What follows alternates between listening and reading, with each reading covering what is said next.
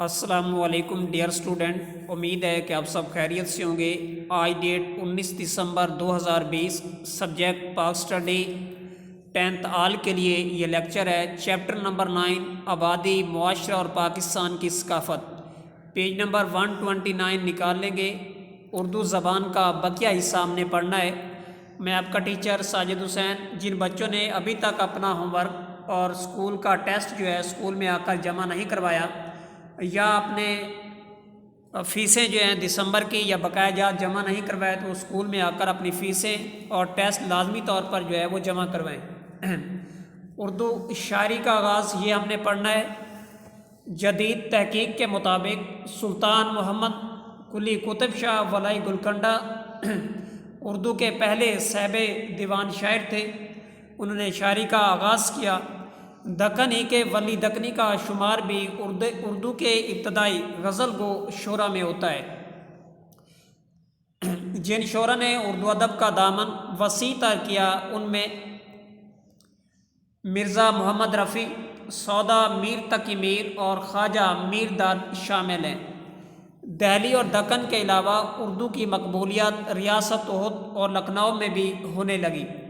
اسی سرزمین پر غزل کے گوئی کے فن کا بھی فروغ ہوا۔ ان میں انیس و دبیر جیسے بلند پایا شعراء اردو کو نصیب ہوئے، یعنی کہ اردو زبان میں انہوں نے شاعری کو جو ہے فروغ دیا۔ 19ویں صدی کے ابتدائی اشروں میں، یعنی کہ 1910 میں یا 1920 میں نظم کو خوب ترقی ملی۔ اس دور میں ذوق بہادر شاہ ظفر، مرزا غالب جیسے شاعر پیدا ہوئے۔ مرزا غالب کی غزل کے ساتھ ساتھ ان کی نثر بھی اردو ادب کا قیمتی سرمایہ ہے۔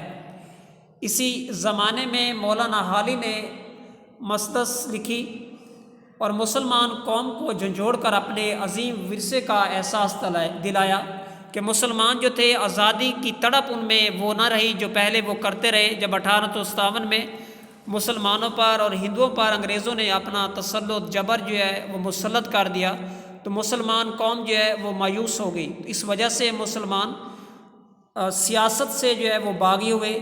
تو مولانا حالی نے اپنی مسدس میں لکھا کہ مسلمان قوم اپنے بنیادی ثقافت، ورثے اور اسلام کے مطابق اپنی زندگیوں کو گزارنے کے لیے جو ہے تک و دو شروع کرے۔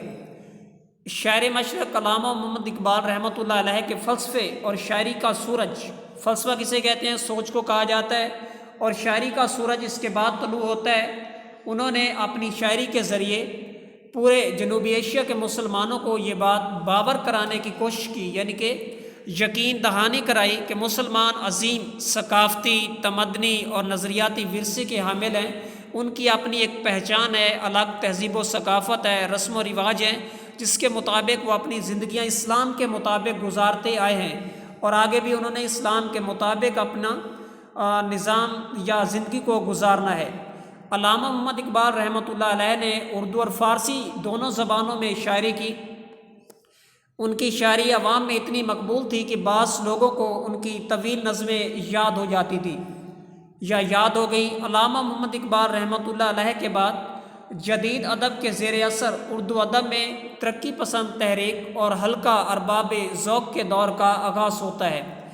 تو علامہ محمد اقبال نے پہلے شاعری کے ذریعے مسلمانوں کو بیدار کیا کہ آپ آزادی کے لیے، الگ وطن کے لیے جو ہے اپنا کردار ادا کریں۔ اس کے بعد اردو کی ترقی میں نثر نگاروں کا کردار۔ 1857 کی جنگ آزادی کے بعد جنوبی ایشیا میں سیاسی و معاشرتی حالات میں نمایاں تبدیلی آئی۔ 1857 کی جنگ آزادی کے بعد مسلمانوں پر تشدد اور ظلم کی انتہا کر دی گئی۔ ہندوؤں، سکھوں اور اس کے ساتھ ساتھ جو انگریزوں نے مل کر مسلمانوں پر ظلم و ستم کیے، جس کے باعث تخلیقی اردو ادب نے ایک نیا رخ اختیار کیا۔ مسلمانوں کے حالات و واقعات کو جو ہے اردو نثر نگاروں میں بیان کیا گیا۔ سر سید احمد خان کی تحریک علی گڑھ کی وجہ سے مسلمانوں کی معاشرتی ترقی کے ساتھ ساتھ اردو ادب میں نثر نے نمایاں ترقی حاصل کی۔ سر سید احمد خان نے مسلمانوں کو یہ باور کرایا کہ جب تک مسلمان تعلیم حاصل نہیں کریں گے، وہ ہندوؤں یا انگریزوں کا مقابلہ نہیں کر سکتے۔ اسی وجہ سے 1859 میں انہوں نے مراد آباد میں پہلا مدرسہ کھولا، جس میں اردو زبان کے ساتھ ساتھ انگریزی اور ہندی زبان کو فروغ دیا گیا، اور ساتھ ساتھ اردو میں ٹرانسلیشن بھی جو ہے وہ کی جاتی تھی۔ سر سید اور ان کے رفقا نے اردو نظم اور نثر پر نئے تجربات کیے اور اردو کو نئی جہتوں سے روشناس کرانا متعارف کروایا۔ اس دور میں قومی احساس و بحثیت مجموعی پیدا ہوا۔ انہی ایام میں یعنی کہ انہی دنوں میں مولانا شبلی نعمانی نے اسلامی تاریخ کو ایک نئے انداز میں پیش کیا۔ تحریک آزادی کے دوران اور قیام پاکستان کے بعد اردو ادب کی ترقی میں ایک آزاد اور اعتماد کی فضا جو ہے وہ قائم ہوئی، جس میں مختلف ادیبوں نے اپنے اپنے اصناف سخن میں نمایاں کام کیے۔ ان میں تحقیق و تنقید، اردو شاعری اور ناول نگاری،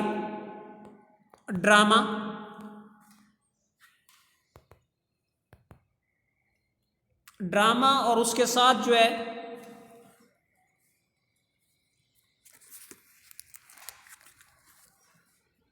ڈرامہ نگاری اور افسانہ نویسی قابل ذکر ہیں۔